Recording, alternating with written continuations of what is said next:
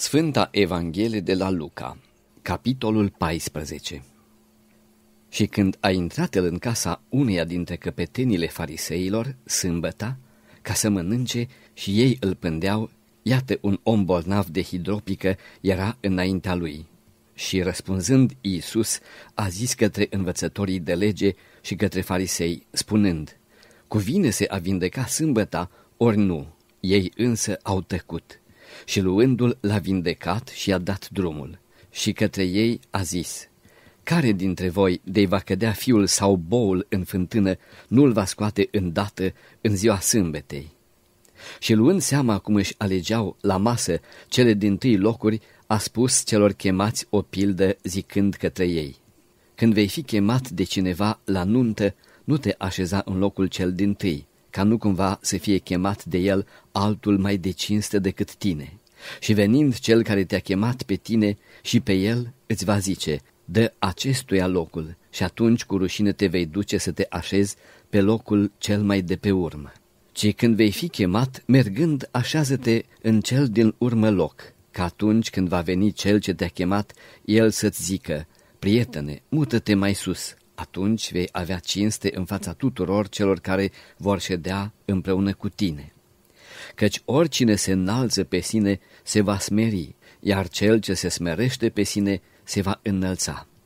Zisa și celui ce-l chemase: când faci prânz sau cină, nu chema pe prietenii tăi, nici pe frații tăi, nici rudele tale, nici vecinii tăi bogați, ca nu cumva să te cheme și ei la rândul lor pe tine și să-ți fie ție ca răsplată. Ci când faci ospăți, cheamă pe săraci, pe neputincioși, pe șchiopi, pe orbi, și fericit vei fi că nu pot să-ți răsplătească, căci ți se va răsplăti la învierea drepților.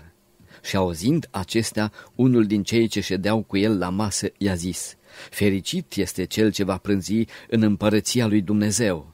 Iar el a zis: un om oarecare a făcut cină mare și a chemat pe mulți și a trimis la ceasul cinei pe sluga sa să spună celor chemați: veniți, că iată toate sunt gata. Și au început toți, câte unul, să-și ceară iertare. Cel dintâi a zis: țarină am cumpărat și am nevoie să ies ca să o văd, te rog, iartă-mă.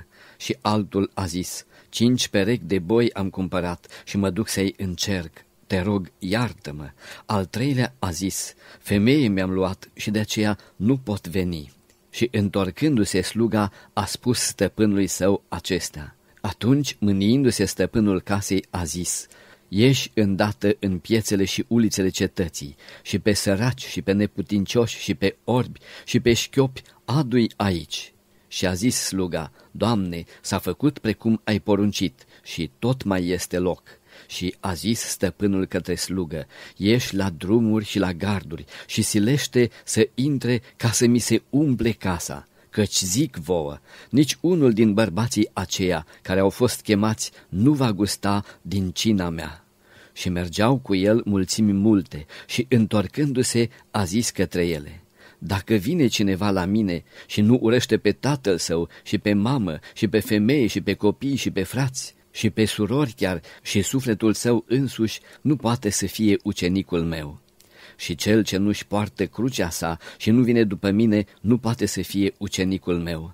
Că cine dintre voi, vrând să zidească un turn, nu stă mai întâi și-și face socoteala cheltuielii, dacă are cu ce să-l isprăvească, ca nu cumva, punându-i temelia și neputând să-l termine, toți cei care vor vedea să înceapă a-l lua în râs, zicând: acest om a început să zidească, dar n-a putut isprăvi.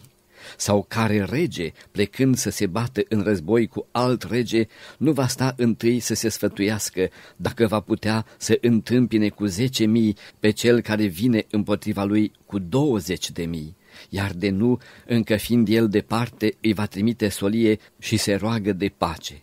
Așadar, oricine dintre voi care nu se leapădă de tot ce are, nu poate să fie ucenicul meu. Bună este sarea, dar dacă și sarea se va strica, cu ce va fi dreasă? Nici în pământ, nici în gunoi nu este de folos, ci o aruncă afară. Cine are urechi de auzit, să audă.